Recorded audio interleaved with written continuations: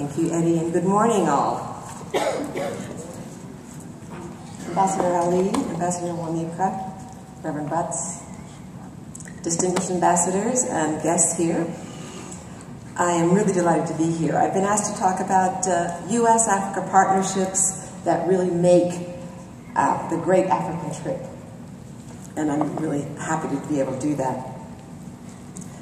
I'd like to extend my gratitude first to the Executive Director, Eddie Bergman, and to the Africa Travel Association for hosting this event and for inviting me to speak. I'm especially pleased to address the topic of promoting tourism in Africa. And I can speak from my heart. I guess you'll see in the program, but I have just returned from 3 wonderful years as the U.S. Ambassador to the Republic of Niger. And previously, I'm a career Foreign Service officer. I've served throughout the world, but I had tours in Mauritius, and my very first tour was in Conakry, Guinea. I've traveled the continent. I feel I know it well, and I can attest to the fact that Africa really has it all. It can be both exotic and familiar. It is rich in cultures and traditions, and yet it is a land of invention. Its cities can be cutting edge, its landscapes calming and inspiring, and elsewhere it can appear that time is really standing still. I'm guessing everyone here is convinced that travel to Africa can offer a unique experience to the traveler, those on a path of lifelong learning, those seeking adventure skills, or adventure thrills, I should say, and skills sometimes, and those wanting to experience something completely different. What I hope to do today, briefly, is to update you on how the United States government initiatives are directly and indirectly supporting African travel and the tourism industry. But I have the shared goal of helping to encourage more travel to Africa. Before I get to the policy part, I'm going to ask your indulgence while I try to take you on a brief journey of the imagination. Picture yourselves in a vast, silent land. The road before you is improvised through the sand. To the right and left stretches a pristine landscape of crystalline, glistening marble boulders in monochromatic colors.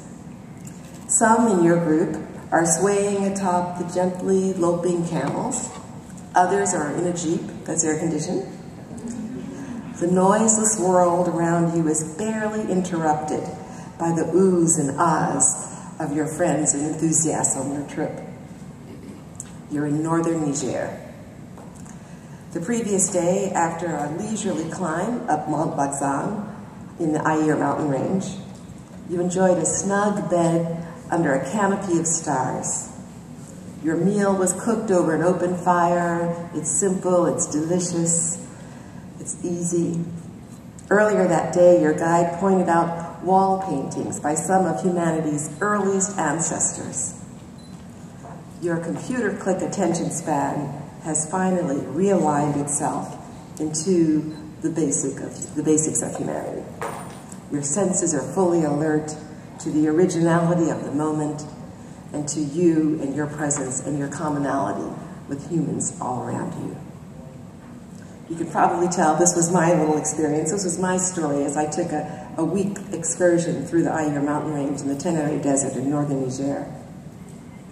And it's just one example of one of the things I love about Africa. Your experience in Africa can be unique. Every experience that you have in Africa can be unique. Its places are not stale. It's not all overly prepackaged or prepackaged beyond recognition. If you want to visit a beach, try the pearly white sands of Madagascar or Mauritius or Benin. Do you want ecotourism? Try Gabon. Do you want to dodge comical penguins in the dunes? Try the Cape of Good Hope.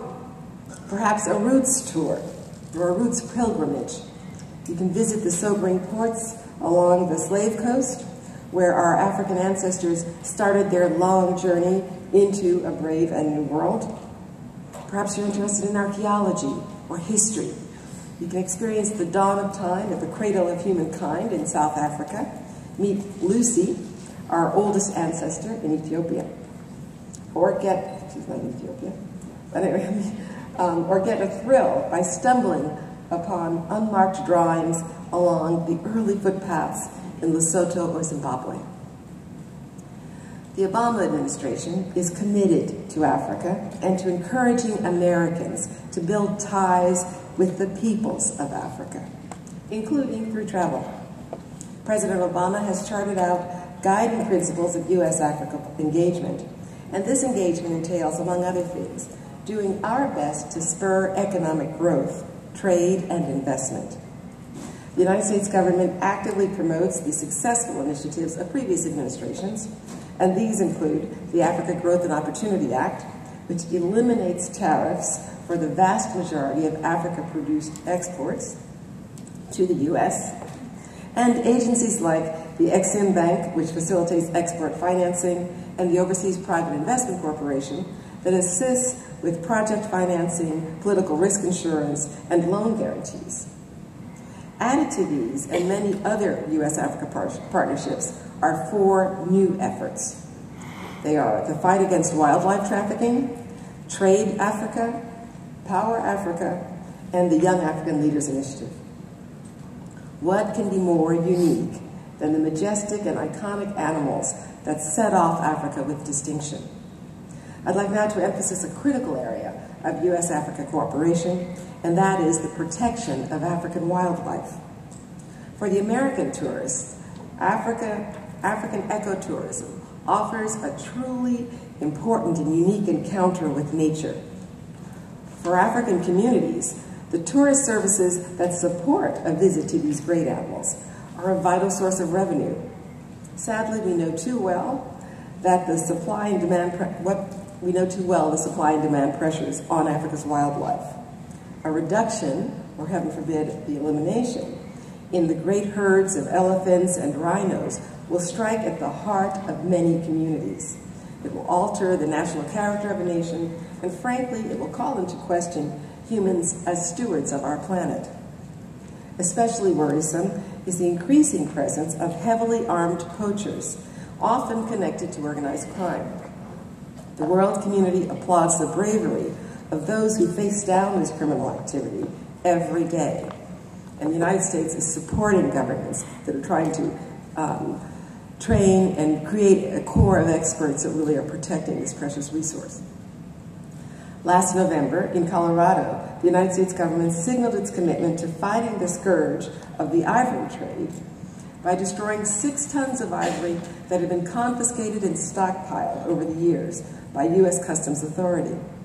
And just over a week ago, on February 11th, President Obama released the U.S. National Strategy to Combat Wildlife Trafficking, to strengthen enforcement, reduce demand, and build partnerships with international partners, public and private communities, as one of the outcomes of his July 1st, 2013 executive order to combat wildlife trafficking. In addition to this new strategy, we announced a partial ban on the commercial trade in ivory. That same week, we sent a U.S. delegation to the United Kingdom-hosted conference on the illegal wildlife trade, which took place in London, where high-level officials from across the international community pledged urgent collective action. Global efforts have yet to reverse the poaching trend, but we must and we will wage war to protect our wildlife heritage before our children lose the awesome pleasure of living with the world's greatest species. I'd like to shift your attention now to 2 more initiatives that were launched last summer by the Obama administration, the Trade Africa and the Power Africa initiatives. President Obama launched Trade Africa last July to help link regional markets in Africa and to connect African producers to American and other global markets.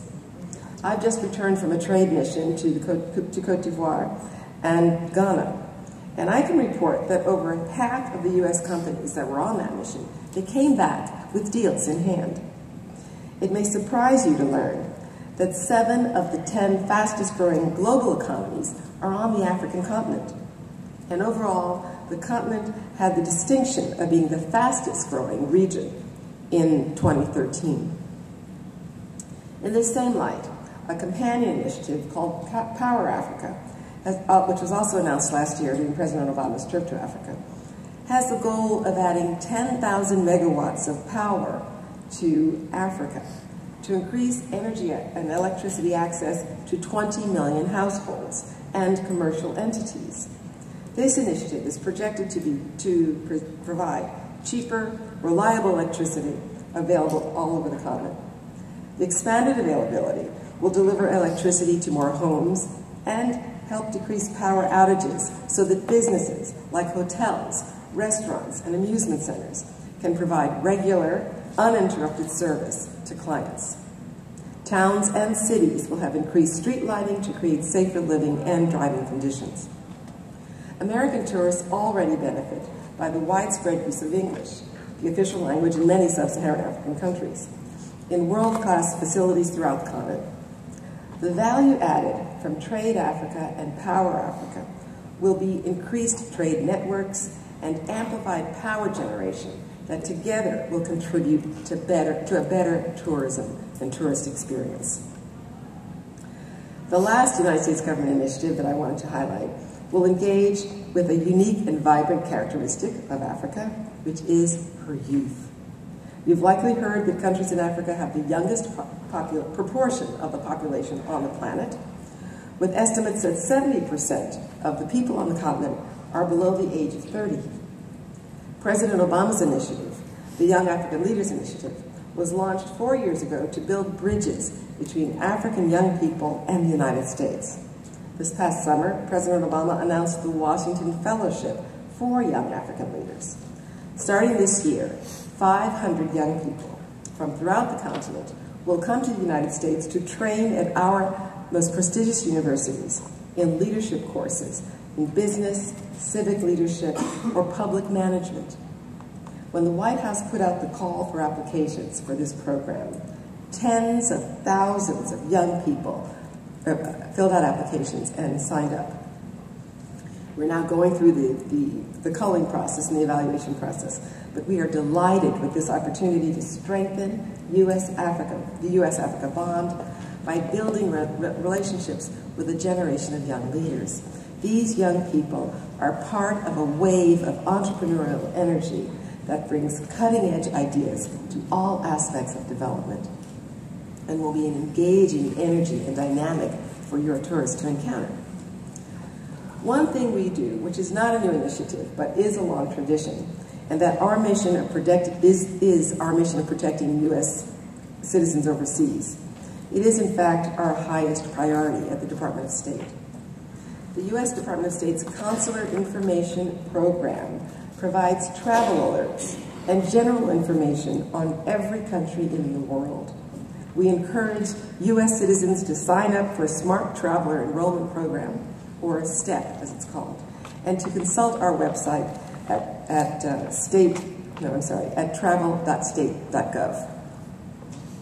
I'll close today, ladies and gentlemen, by reiterating the U.S. government's commitment to join our African counterparts in development programs that contribute to successful tourism in Africa. We know that there are bountiful world-class destinations with excellent support services that await the traveler in Africa. Our long-term commitment to partner in African development will continue to expand the network of tourism services. Africa is approaching its prime. Africa overflows with a youthful, can-do spirit. And Africa offers an unparalleled education, a thrilling adventure, and the luxury of comfort. We in the U.S. government know full well that a prosperous Africa holds a key to our collective future. So I thank you and wish you happy travels.